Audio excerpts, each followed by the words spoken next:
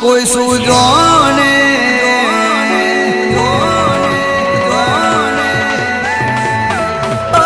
મારી માતાની વાત કોઈ સૂજો ને